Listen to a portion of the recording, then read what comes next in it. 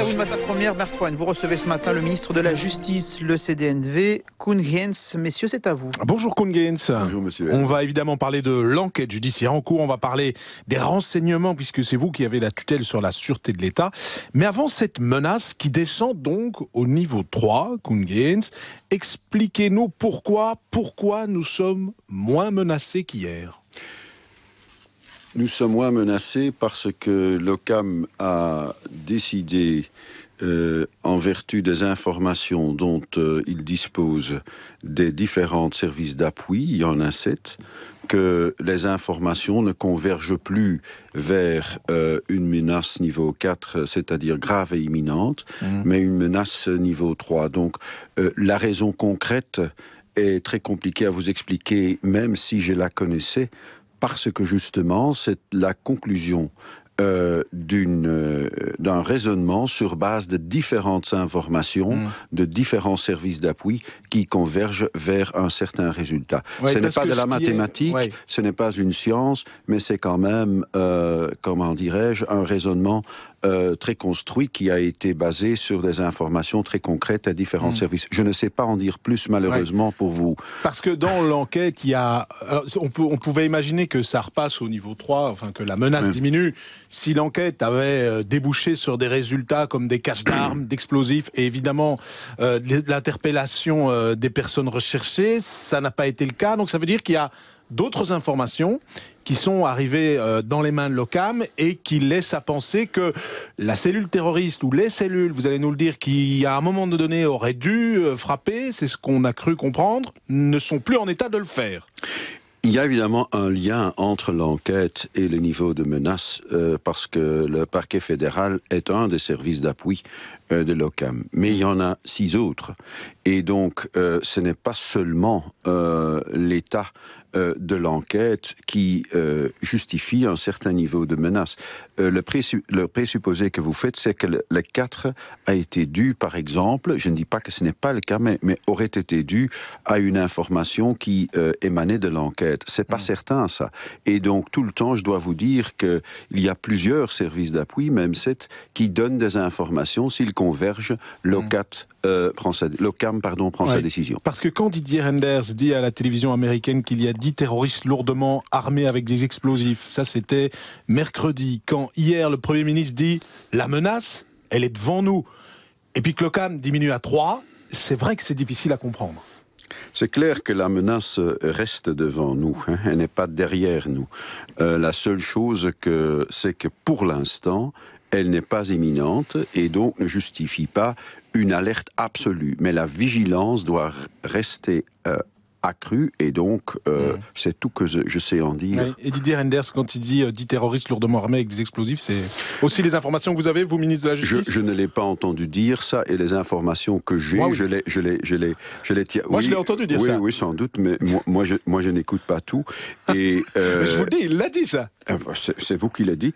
Et donc, en général, je me tiens à mes informations et à ce que moi je dis, donc je ne sais pas confirmer ça. Oui, donc cette information, d'un attentat déjoué ce week-end à Bruxelles, qui sont parus dans la presse, pour le coup, c'est pas une information qui a été tenue là par un officiel, vous la confirmez ou vous la infirmez, celle-là ? Comme ce n'était pas une information officielle et sans doute les résultats de plusieurs fuites convergentes, apparemment, c'est ce que le Tait écrivait, je crois, ou d'autres journaux, je m'en souviens pas. Exact. Je ne sais pas la confirmer, non. Donc, on ne sait pas vraiment pourquoi on est passé au niveau 4, on ne sait pas pourquoi on est redescendu au niveau 3. Si je vous entends ce matin, c'est pas clair quand même. L'explication n'est pas évidente. Je comprends que vous ne pouvez pas tout dire, notamment sur l'enquête en cours, mais est-ce qu'il y a vraiment eu un attentat d'éviter, par exemple, ce week-end ? Vous n'êtes pas en mesure de nous le dire ou vous voulez pas je ne veux pas le dire et dès lors je ne suis pas en mesure de vous le dire. Ok. Il y a eu des perquisitions encore hier à Auvelais et à Verviers. Il y en a eu beaucoup d'autres, des interpellations aussi, beaucoup de personnes relâchées. C'est quoi le bilan de l'enquête aujourd'hui, Koen Geens ? Est-ce qu'elle a vraiment avancé ? L'enquête a certainement avancé, c'est en tout cas la perception que j'ai quand j'en parle avec le procureur fédéral. C'est lui qui est chargé de la communication sur l'enquête. Là aussi, je voudrais excuser les services dans la mesure où on dit le procureur français, il donne beaucoup plus d'informations. Oui, mais il parle d'événements qui se situent derrière nous. Nous devons parler d'événements qui se situent devant nous. Et donc, le procureur fédéral a voulu donner une conférence de presse hier pour des raisons qui lui sont propres et très justifiées. Il y a renoncé. Donc, il devait passer aussi sur nos antennes hier et il a renoncé. Oui, voilà. Et donc, il faut laisser, comment dirais-je, un peu de calme à ces gens. C'est ce que, quoi qu'on nous reproche de ne pas être clair, c'est ce que j'essaie tout le temps, de couvrir les services, de faire en sorte qu'ils savent travailler. Ils doivent déjà assez se réunir avec le Conseil national de sécurité. Laisse-les travailler et sans doute, comme un Verviers, ils vont venir avec des résultats ou en tout cas avec un niveau d'alerte qui sera encore baissé. Oui, vous reconnaissez, Koen Geens, plusieurs erreurs de communication dans ce dossier, à tout le moins, envers la population? En néerlandais, on dit que celui qui est sans erreur doit jeter la première pierre. Et donc, dans cette mesure, sans doute, nous sommes tous des êtres humains dans une situation de grand stress. Donc, ici et là, il peut y avoir eu, de certains d'entre nous, une petite erreur. Mais je trouve ça parfaitement excusable dans la mesure où je crois qu'en général, le gouvernement, les services et nos troupes de police et militaires font un grand travail professionnel. Oui, on a appris, Koen Geens, que les services de renseignement connaissaient Abdelhamid Abaoud, les frères Abdeslam, Mohamed Abrini, qu'ils étaient reconnus, listés comme radicalisés, dans une liste d'ailleurs envoyée par l'OCAM, notamment à la bourgmestre de Molenbeek, Françoise Kepmans.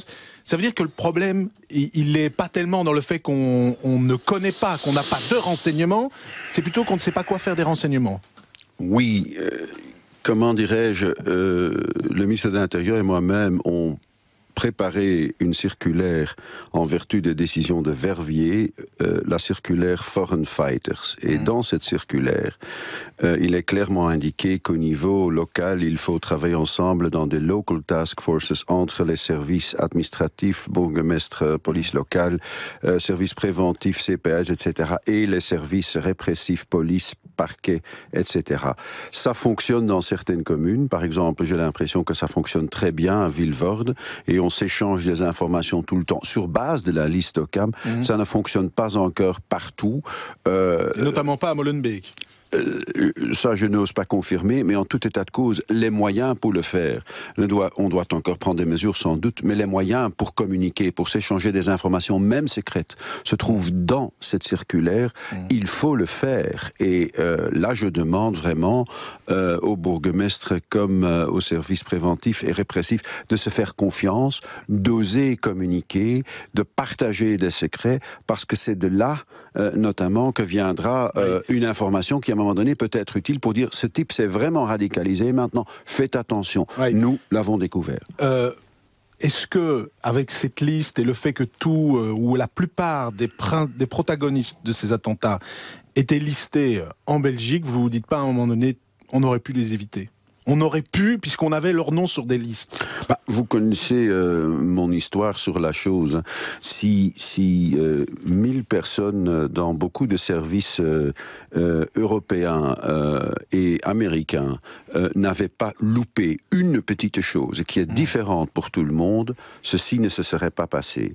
9/11 ne se serait pas passé si 1000 personnes auraient vu une petite chose, chacun pour sa part. Mais donc, c'est clair que la coïncidence ne se produit que quand une autre coïncidence ne se produit pas. Vous reconnaissez une lacune ? Non, je veux dire, ça c'est... D'abord, il ne s'agit pas des services belges, il s'agit de tous les services de renseignement, parce que certains gens sont entrés par la Grèce, d'autres par l'Hongrie, etc., etc. Donc, beaucoup de gens ont loupé une chose, et c'est, comment dirais-je, c'est malheureusement humain. Verviers, on a su éviter, et avec beaucoup de succès, je dirais, parce que, justement, on n'a pas... quelqu'un dans le monde n'a pas loupé cette information petite et quand même vitale. Cette information, c'est nous, en Belgique. C'est nous qui l'avons loupée. Non. Justement, monsieur N, mais non. Parce que c'est pas une seule information. C'est 1000 informations qui, chacune, aurait pu éviter ceci. Et sans doute... Il y a une forme de fatalité, ce que vous dites. Oui, et ça, il faut malheureusement pouvoir l'accepter. Mais c'est très difficile pour l'homme. Moi aussi, j'ai des difficultés à l'accepter. Mais je crains qu'il faut le faire. Alors, une dernière question. Dans les 18 mesures proposées par le gouvernement, il y a proposition d'un bracelet électronique pour les personnes fichées par les services d'analyse de la menace, notamment peut-être ces personnes qui étaient sur les listes, qui étaient distribuées donc aux communes.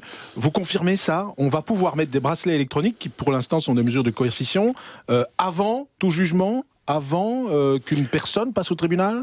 Bon, le bracelet économique pour l'instant est déjà utilisé, mais rarement pour les détentions préventives, surtout pour les exécutions de peine. Demain, ça sera aussi possible comme peine autonome. C'est une chose dont il faut discuter avec les communautés, avec M. Madran en l'espèce, parce que la probation autonome et la surveillance électronique sont de sa compétence.